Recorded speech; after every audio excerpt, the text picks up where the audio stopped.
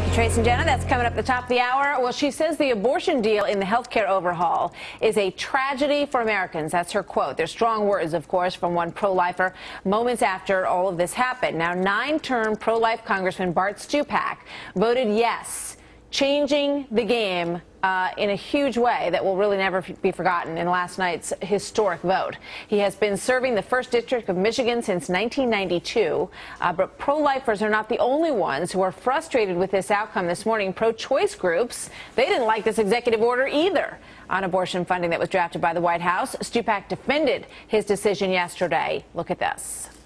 We've always said, most of us at least, that we were for health care reform. We wanted to see health care reform, but there was a principle that meant more to us than anything, and that was the sanctity of life, that you have to continue with that moral principle of protecting those unborn children.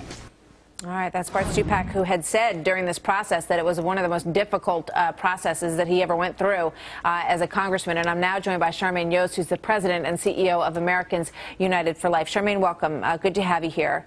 You know, there's Martha, it's great to be with you. A lot of different voices on this today, and a lot of people who, you know, still are sort of confused about whether or not they should be on board with this Stupak amendment. I know that you believe very strongly that he caved on this. Well, you know, it's just heartbreaking to listen to that quote of his, because he says that the principle meant more to him than anything else, but he didn't get anything in the negotiations that he went through with the president. All he got was a sheet of paper that means absolutely nothing, that does nothing to address the fact that this legislation is the biggest expansion of abortion in our country since Roe versus Wade. It really is a tragedy, and on his part, it was a betrayal of historic proportions of principle. But why is the language not strong enough for you? You know, I mean, it's also worth pointing out again that pro-choice advocates, they don't like the language either. They feel it's too restrictive and that it's going to prevent people from getting abortions that are legal in this country. So they're not happy either. So that leaves a lot of people saying, you know, what's up with this, you know, with this situation, the way it played out.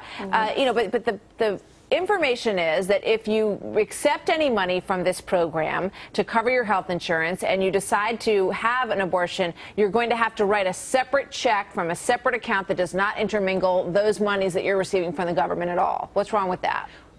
Well, exactly. We're calling that the abortion tax because it's an individual mandate from the federal government that you have absolutely no opportunity to get out of. If the federal government tells you you have to pay an abortion surcharge, whether or not you have any intention of getting an abortion, whether you're young or old, male or female, that's a tax. It's a mandate from the federal government. And Martha, the really sad thing is our attorneys reviewed this executive order very carefully last night, and they looked at me and they said, Charmaine, this doesn't even begin to address the abortion issues. This abortion tax that you're talking about, the executive order does nothing to fix it. I don't know. I think a lot of people listen to that and they don't understand what you mean by an abortion tax, because you know the pro-choice people are upset because they're saying, you know, you can write a check and you can have this procedure if you want to. They're not happy with the language in this either, but that you have to keep it separate from anything that is, you know, any money that you're getting from the federal government. It has to be a separate pool of money that is independent of anything you're receiving from the government. Well, here's the way it works, though, Martha. If you're working for a company that has insurance that covers abortion, you must pay into the abortion pool. If you're a pro-lifer, that's a mandate from the federal government. So what the executive order doesn't do is do anything about the abortion mandates that are in this bill.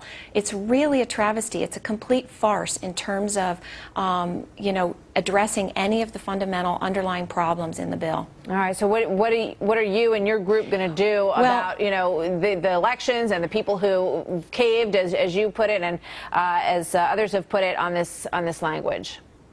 Well, it's a really good question. Americans United for Life is a public interest law firm, and our attorneys have been very busy reviewing the executive order. We released analysis last night, and today we are offering help to any state across the country that wants to opt out of these abortion provisions. Our attorneys are standing ready, and we've got help on the way with legislative language that enables them to opt out of the federal mandates that are contained in this bill. All right, Charmaine Yost, thank you for being with us today. Good to have you. Thank you, Martha. About 12